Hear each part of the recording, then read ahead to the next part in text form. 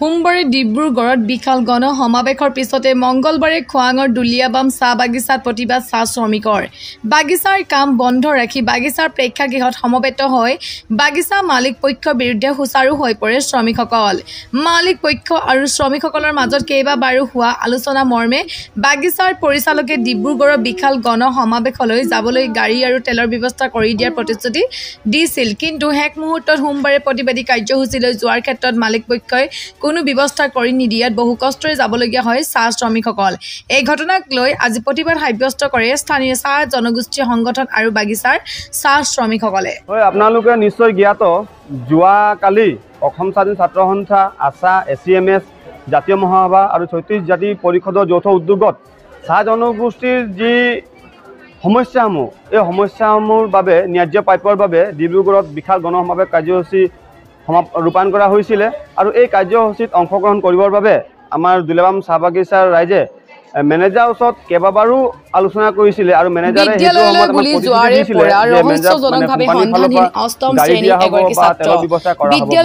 যোৱাৰে পৰা 5 দিনীয়া ৰহস্যজনকভাৱে সন্ধানহীন টিংখাং সমষ্টিৰ ৰাজগড়ৰ 8ম শ্ৰেণীৰ এগৰাকী ছাত্ৰ আদিত্য বৰা গুণগুণ নামৰ 14 বছৰীয়া ছাত্ৰজনৰ নিৰুদ্দেশৰ পাছত পৰিয়ালত এতিয়া হাহাকাৰ অৱস্থা। ৰাজগড় আৰক্ষী চকীৰ অন্তৰ্গত মহখোৱা গাঁৱৰ নিবাসী দেৱজিৎ বৰা আৰু পান্না বৰা বৰপুত্ৰ তথা ৰাজগড় একাডেমী চেণ্টাৰৰ 8ম শ্ৰেণীৰ ছাত্ৰ আদিত্য বৰা গুণগুণ যোৱা 9 অক্টোবৰৰ পৰা সন্ধানহীন হৈ আছে। উক্ত দিনা ছাত্ৰজনক পিতৃ দেৱজিৎ বৰাই পুৱা বিদ্যালয়ৰ গেটৰ সন্মুখত থৈ আহিছিল, কিন্তু বিয়লি বহু সময়লৈকে ছাত্ৰজন ঘৰলৈ ঘূৰি নহাত বিচাৰ খোচাৰ কৰাত বিদ্যালয়ত অনুপস্থিত থকাৰ কথা পোহৰলৈ আহে। একেদৰে সেইদিনা ৰোহিত বাউৰী নামৰ আদিত্যৰ সহপাঠী এজনো শ্ৰেণীকোঠাত উপস্থিত আছিল।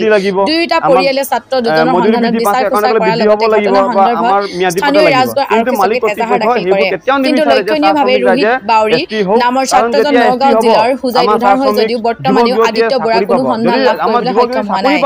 এই ঘটনাই সমগ্ৰ অঞ্চল জুৰি চাঞ্চল্যৰ সৃষ্টি কৰিছে। আৰক্ষীয়েও অব্যাহত ৰাখিছে তদন্ত। ইফালে নিজ পুত্ৰক বিচাৰি কান্দোনত ভাগি পৰিছে মাতৃ। পুত্ৰক ঘূৰি আহিবলৈ কাটৰ আহ্বান জনাইছে মাতৃ। কেতিয়াও নিবিচাৰে যে আমাৰ চাহ জনগোষ্ঠীৰ উন্নয়ন হওক। সেই গতিকে গোটেই ৰাইজে আজি ক্ষোভ হৈ নিজে নিস্বাৰ্থভাৱে ওলাই আহিছে আৰু বাগিচা ষ্ট্ৰাইক কৰিছে। আৰু বৰ্তমান গোটেই আমি প্ৰেক্ষাগৃহত সমবেত হৈ আছোঁ আৰু মালিক পক্ষক আমি প্ৰেক্ষাগৃহত মাতি পঠিয়াইছোঁ, কিন্তু মালিক পক্ষই এতিয়ালৈকে ইয়াত আহিবলৈ সাহস কৰা নাই।